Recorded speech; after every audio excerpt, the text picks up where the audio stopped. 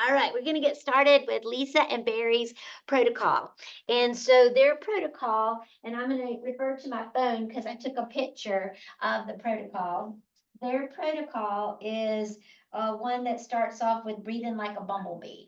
So to breathe like a bumblebee, you're going to breathe in through your nose and you're going to breathe out with a hum.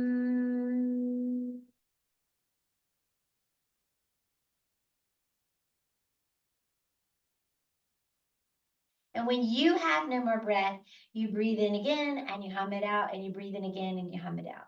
You can do it as many rounds as you would like to do. We're going to do it 3 today, so I'll do it 2 more rounds. Hum.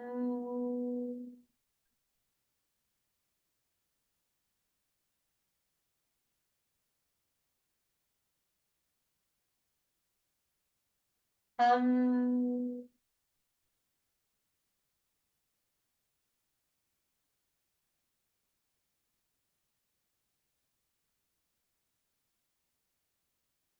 That's really good for headaches. It's really good for being in the moment. When you're humming, you tend to pay attention more to your breath. You don't get stuck on something that's already happened or get lost into what's going to happen next. You're really in the moment, and it's a great breathing pattern to know. It's called Brahmari breath or hummingbee breath.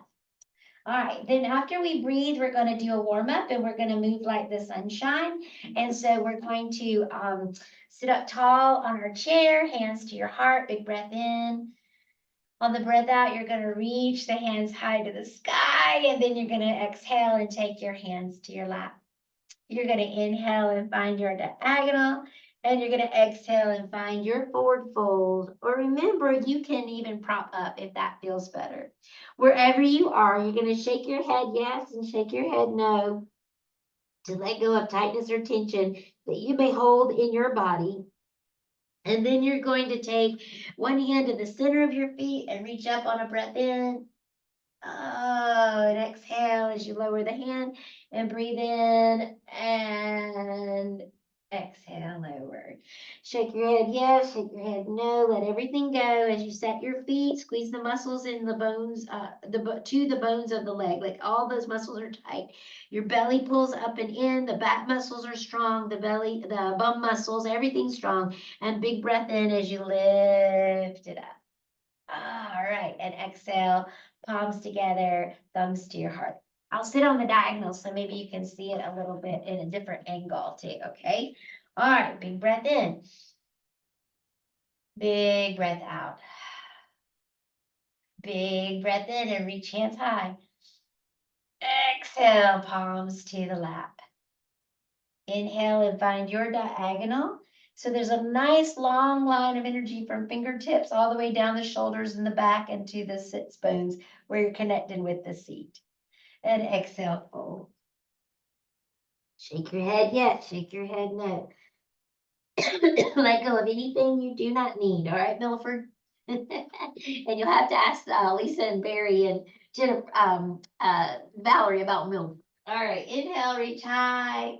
Oh, exhale, let it go. And inhale and reach high on this hand.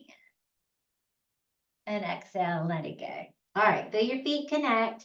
Squeeze your belly muscles. Everything strong as you support the lift up and follow the thumbs back a little bit and get a little bit of an arch to the back.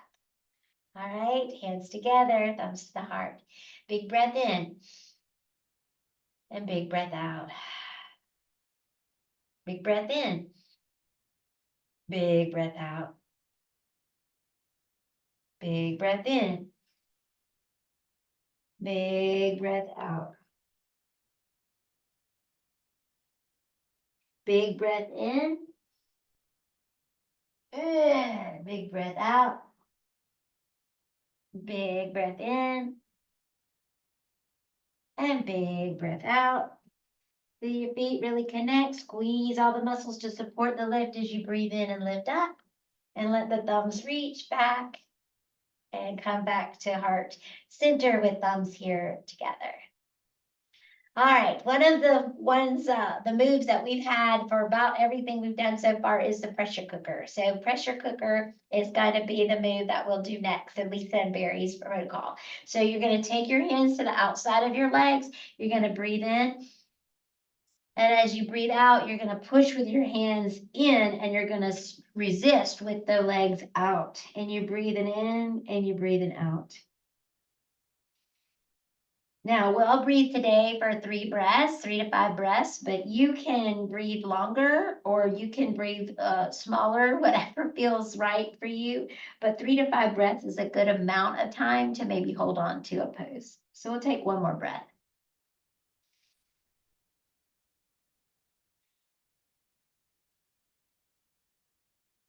All right, the next move they have is to do the windshield wipers. So the windshield wipers is where you take your legs back and forth and back and forth. And you know what? I've been saying this is Lisa and Kirby, Lisa and Barry Kirby's protocol, but this is Valerie's, and I apologize, Valerie, that I didn't get the handwriting in my mind right. All right, so windshield wipers is an opportunity to move those hips. And then we're gonna stand up and do the crescent. So the crescent pose can be seated or standing, but today we're gonna stand up and get her done.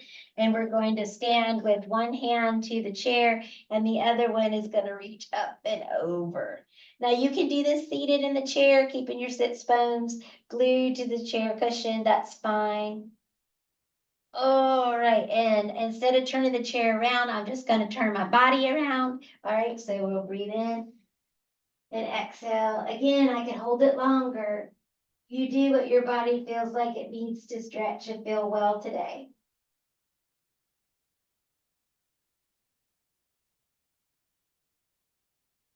That is the beautiful thing about videotape or videoing in general. You can stop at any time and make something last longer if you need to. You can stop at any time and take a break, right?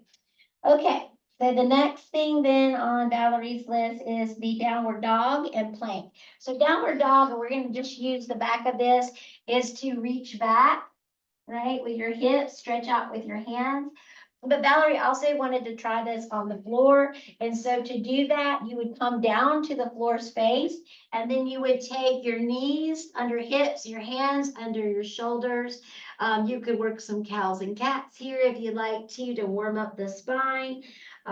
But you can then go straight to down dog. So that's tucking toes and lifting hips up. All right, and that's your down dog as well. It puts a lot of pressure into the wrist, so if you would like to use hand weights to lift, to hold on to kind of, as long as they've got that octagonal kind of round part to them, they won't roll on you. All right, don't block out anything, keep breathing. And then she's got plank pose, so you could go straight into the plank. The plank is the top of the push-up. Your toes are underneath your heels. Or if you want to work your plank pose on your chair, you can just lean back and lean into the chair, or you can lean into the wall. Be careful, this chair is sliding, so that's not a great safe, way to do plank. The wall won't move on you likely, or you can make sure you've got a non-skid surface, and that'll work too, okay? Valerie had a great question. Do your heels need to touch? Well, if it feels good to kind of stretch and let the length of the calves, you can come up more on your toes, but yeah, you can go down on your heels and that'll work too, to work your plank. Okay, find what feels good. That's your secret. Find what feels good. Motion is lotion, and find what feels good. Next, she's got the tree pose, the warrior three, or the stork. So we'll just go ahead and do all three, so you can pick the one pose that you would like to do. So tree pose is the one where you're going to pick a leg and you're going to balance on the leg, all right? And then you're going to take the other foot, and either the heel is going to go on top of the foot, or it's going to kickstand out to the foot, or it's going to come up the leg anywhere below or above the knee. I've also heard it's not a bad thing to press on the knee, but I once upon a time was told not to do that. So you find the way you want to do it. Hands can be holding on to something or holding on to the heart, or they can be lifted like branches of a tree. So you can do tree pose on both sides. Or you can do a stork pose, which is going to be a leg that comes down and then you lift up. You can have wings on your stork if you would like. Again, as with all the poses, you can modify it the way that works best for you. And so if you want to hang on to something, you certainly can. Welcome all that wibble and wobbling. That means that you're using muscles, right, that haven't had a chance to work today. And so that's a cool thing when you wibble and you wobble. That's good. You're growing, you're strengthening, you are getting stronger and more confident and better every day. All right, the other balancing pose she has is warrior three. And so warrior three is the posture where you're gonna balance on one leg, lift a leg up, and you can have your hands forward, or you can have your hands backwards, or you can have your, out to the side, or you can have your hands back towards your hips. And so welcome the wobble. If you fall out of it, you just come back to it. If it's better to hang on to something, hang on. You don't want your hip to pop out. So when I say that, let me show you this side because this is lifted. You can also stay grounded, yeah, but you don't want it to pop out. That's another kind of move actually in yoga, and that's not what we're going for here. So we want to stay grounded and lift, yeah. Take another breath. And so you only need to do one balancing pose. So Valerie had all three down there, and if she maybe wants to concentrate on improving balance skills, it's okay to do more. But the work is the thing where you have more going on in the middle of your work. All right, so twisting is going to be where you're going to either sit in a chair, yeah, and you can reach around to the side of the chair.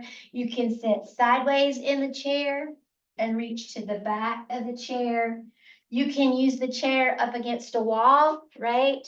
And I'm going to pretend like you guys are the wall, right? The camera is the wall. And so we can put the leg in the, well, no, it'll be the wall will be to the side. All right, so my foot is in the chair, right? And then I turn and I can press hands on the wall. And that's a way to get a twist too. You can also do twist if you want to play more on the mat and on the ground. You can do twist where you're laying down, right? Your knees are up and over. And that's a twist as you work away, like with the upper body looks away. And you can feel the twist too. So you can find the way that feels like you want to work your twist today. All right. Now, for Valerie's quiet time, she's putting down her prayer time for her quiet time. So you can do a magic carpet ride, you can do a body scan, you can do, today we told a story, you can do anything for the time that you just want to slow down and let all the practice kind of assemble or percolate or digest or process. So I tell kids that all day long you make like puzzle pieces by all your experiences. So the yoga practice is like you make to get all these different puzzle pieces. You breathe in, you're balancing, you're stretching, you're strengthening, you're working. So the rest time is a chance for the puzzle pieces to come together and start to make a picture that like when you have that bright idea in the shower, it's because you're not really thinking about something maybe in particular and you're letting your mind go.